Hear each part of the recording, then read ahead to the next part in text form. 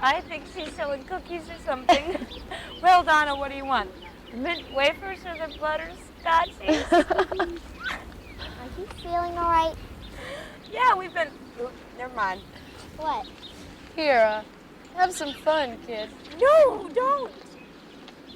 Thanks, I don't smoke. Good girl.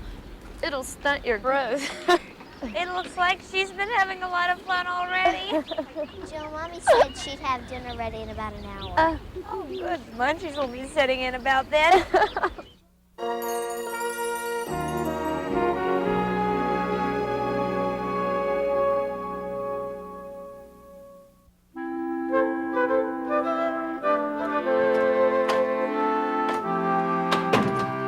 Hi, Jill. Gee, it's a beautiful day. You should be outside. Yeah, I suppose. Did you see Beth? Dear old Mom, yes. How'd it go? Mrs. Cummings, can I just sit here and think, please? I see. Things didn't go very well. I don't understand her. She wants me to accept her after what I've been through and just leap into her arms. I'm sure with Beth, that's much more of a hope than an expectation. Well, whatever it is she wants, she's not getting it.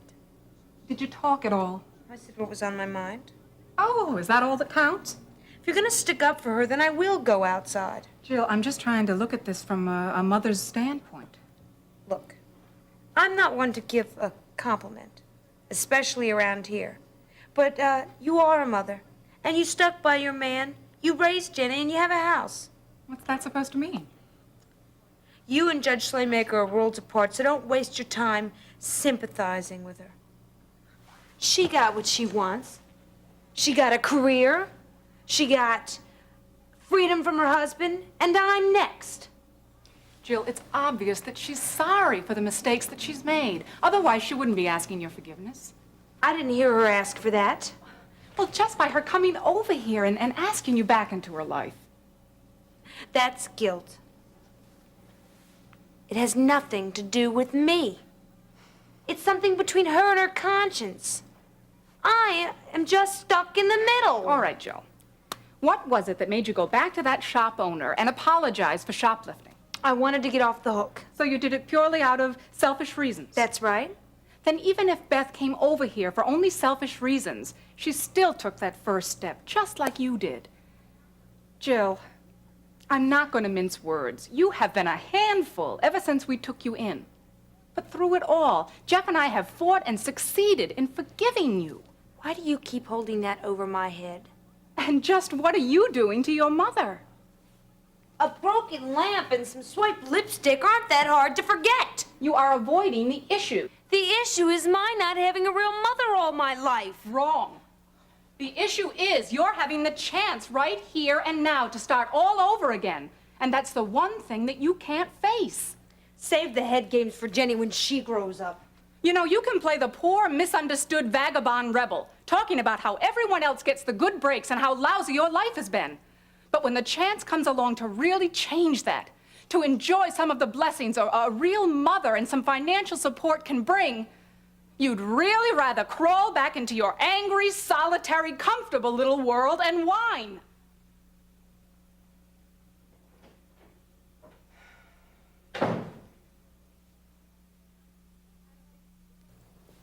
I don't get it. What's that? Russ, you hardly seem to mind at all. Well, you only said you'd be gone 3 to 6 weeks. Yeah, well, David, that's a long time. You know that, especially to Russ. The Russ you used to know. I didn't catch that. Wait, now don't get me started. I know you hate when I pick on him like this. And I've been very good about this stuff lately, you know. Well, maybe he didn't hear me right. Maybe, like a bad connection, maybe he thought I said 3 days instead of 3 weeks or something. Yeah, right. Well, people change. I mean, he said that himself. He said he's trying to be more understanding of my career. Yeah, what? Maybe he is. Maybe he's more understanding now. I'm sure he's good at trying a lot of things. But being more understanding would involve a major miracle. With me gone, I guess he's got more time for finals. He'll have more time for a lot of things, Becky. David, come, stop with the innuendos, all right? What innuendos? I'm telling it like it is. Russ, I used to know. I know what you're saying, and you're wrong. Becky, you're looking at a man who thought disco was going to last 20 years. I mean, I make mistakes. But that was a professional misjudgment, of course. When it comes to husbands, however, David, I have the best husband around. Becky, you, with a pinch of this, a dash of that, you're the most eclectic woman I know. Oh, yeah? Well, is that good? You're as sassy and worldly as a burlesque queen with the trust and trustworthiness of a Girl Scout. He's cheating on you, Becky. Come on. Becky, he's cheating on you, and he has been ever since you left.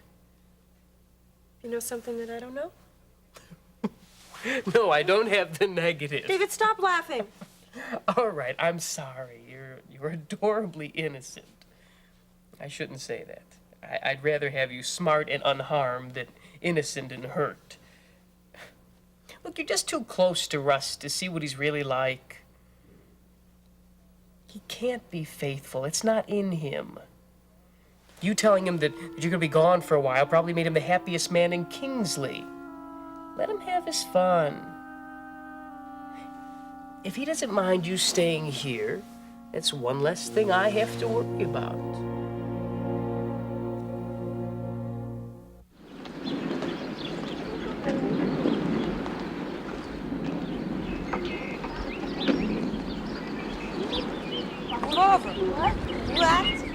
Jill, how's it going? You look wasted. I feel great. Yeah, right.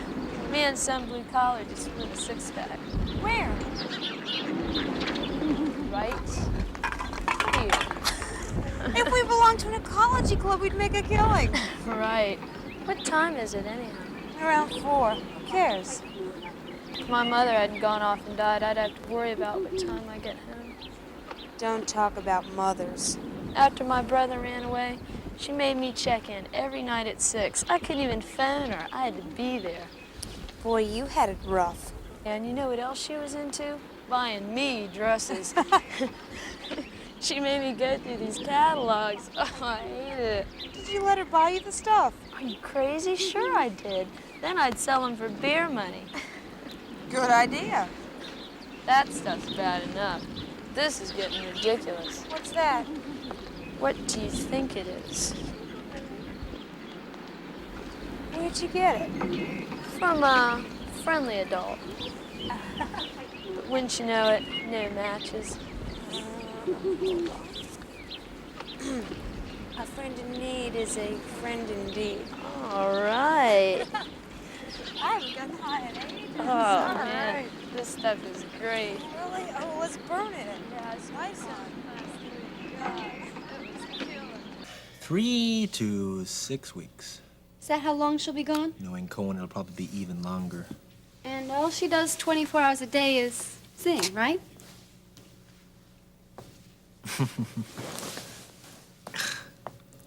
She's not sleeping with Cohen. Ooh, all right. I didn't say she was. She told me, and I know that sounds obvious, and I'm stupid to believe her, but you do believe her. Yes. You know, I don't like talking about Becky.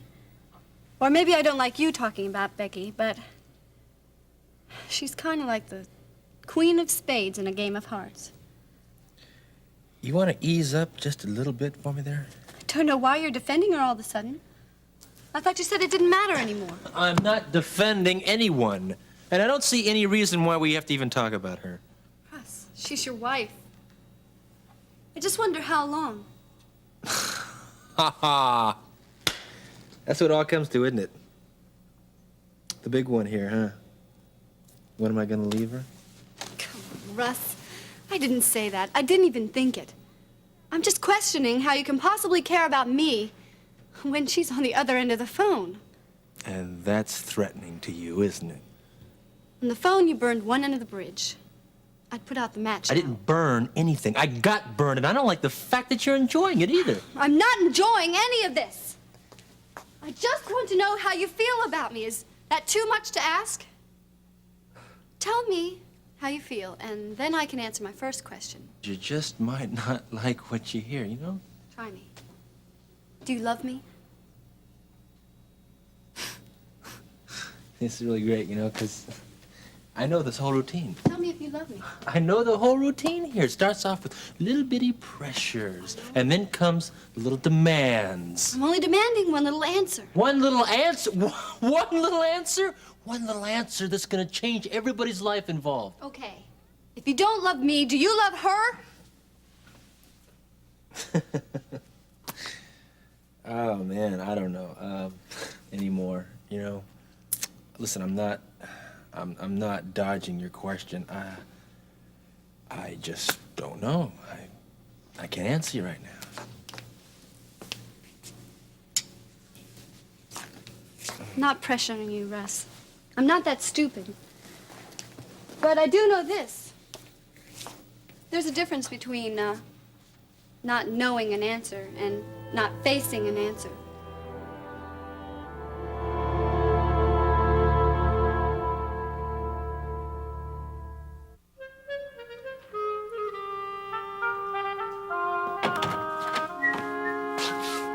Hiya, Gil. You check that payroll list? What? Oh, yeah, right here. Yeah. Yeah, but did you check it? There was a computer foul up. Yeah, I checked it. Everything's back to normal. Oh, good. You took care of the underpaid personnel? Uh-huh. Ah, good man. Oh, thank you. Look at this. What's that? You tired of the vet? No, just the trunk space. Son, you've only had the thing 3 months. Well, I'm sorry I said anything. Now, wait a minute. Don't leave. I want to talk to you about Peter. Well, that reminds me, the scholarship. What? Well, I told Peter I'd talk to you about getting him a scholarship through the company. I don't follow. Well, I was in here one day, and he was filling out these applications. Said he wasn't making much headway, so told him about the company program. Good idea. He's a good man. So, what do you want to talk to me about? Well, I want to talk to you about your influence on Peter. What, are you going to slap my hands for helping him go through college? No, that was a very nice gesture to introduce him to the program, and I'll personally look into it. Unfortunately, you've influenced him in other ways. Dad, we've already been through this. I know, but it hasn't stopped yet. It's not going to. Gil, you don't understand the boy's background. There. Right there, you're already wrong, because I don't think of him as a boy. Dad, when I see Peter, I see him as a guy who's been through a lot of hard times. I mean, with his dad being killed and all. You know, and he's out there facing a man's challenges, and everyone's treating him like a kid. All right, there may be some truth in that. But where's the maturity in taking him out to a bar and getting him drunk? Oh, couple of beers. Come on, he's his own man. Look, Gil, his mother has spoken to me about this. Mama's gonna have to let go sooner or later. And Dad, you know, you can't keep a kid from temptation, you know? And we don't have to take him by the hand and lead him into it either. No. I'm sorry. I'm not gonna treat him any differently than the rest. You know, he's not gonna want me to either. Oh, come on, Gil, why don't you be honest? You are going to treat him differently than the rest because you get a kick out of watching him drink and cruise and whatever else you do together. Sure, he's a lot of fun, you know? Sure, he's a lot of fun. He's like a baby brother that you can take under your wing and show him what you think is a good time, and I'm not going to have that. He's got a mind of his own, all right? And what you won't have and what his mother won't take doesn't have anything to do with it. Now, wait a minute, Gil. Peter's only 17. Now, I'm not asking you. I'm telling you. First is your father, and second is the boss. Now, knock it off.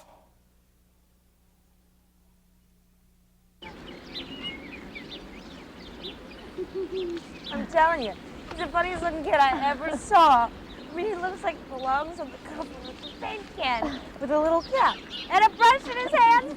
Stop it. Once I saw him through the garage window. He had a badminton racket, and he was playing it. Like he was hand-tricked somebody. I've got to meet this guy. You don't want to. He's into the junior miss types. Yeah, you're supposed to wear your school color on the day of the big game. He doesn't. Hey, Jill. Are you feeling okay? Who's she? I think she's selling cookies or something. Well, Donna, what do you want? Mint wafers or the butterscotchies? Are you feeling all right? Yeah, we've been... Oops, never mind. What? Here, have some fun, kid. No, don't. Thanks, I don't smoke. Good girl. It'll stunt your growth. It looks like she's been having a lot of fun already. Jill, Mommy said she'd have dinner ready in about an hour. Oh, good. The munchies will be setting in about then.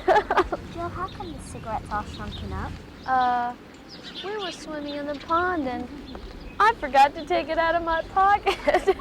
Fresh dried. Nothing like a little algae for a good buzz. Look at her go. Money. And Toto, too.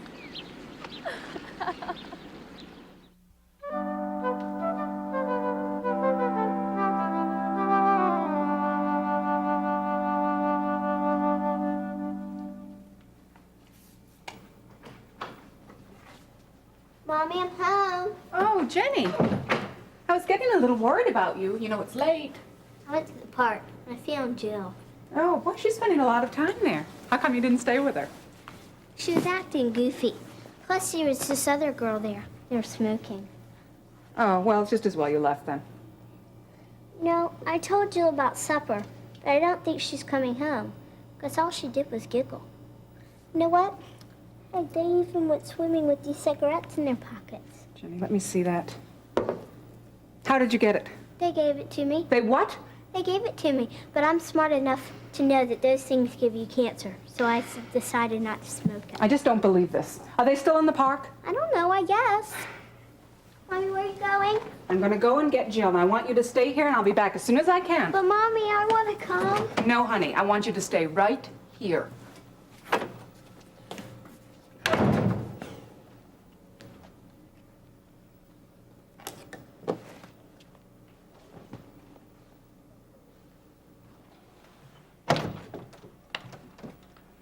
Hello, Miriam. Oh, Nancy, you're here. Well, I happen to have some free time, so I thought I would come by and see you. Oh, you didn't know how long I've been missing you. Easy, Miriam, okay? Well, I asked everybody about you. I asked Daddy and all the nurses and even your sister because I didn't know how long it'd be till you'd get here. Yeah, well, I'm here now, so make the most of it. I can't stay long. Oh, well, I really, really need to talk to you. Oh, well, we can talk, just not forever. In fact, I have things to tell you. Okay. Well, how are they treating you here? Well, they don't use the same kind of medicine as you gave me. Really? What do they use? I don't know, but it's not helping me at all. Oh, well, that explains why I heard some of the nurses whispering about you, but that explains why. What were they whispering?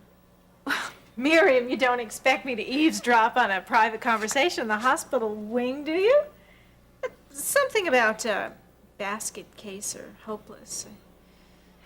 Then that's why they aren't giving me any good medicine. Now, I didn't say that. Don't be paranoid. You know, if you don't shape up, they may send you someplace else. Where? Well, I don't know. Sometimes they think it's best not to tell the family, you know. Wait a minute, what does that mean? Well, don't get excited. It means that there are places where the staff is a little more skilled at looking at people with your problem. And they wouldn't even tell Daddy? Maybe not.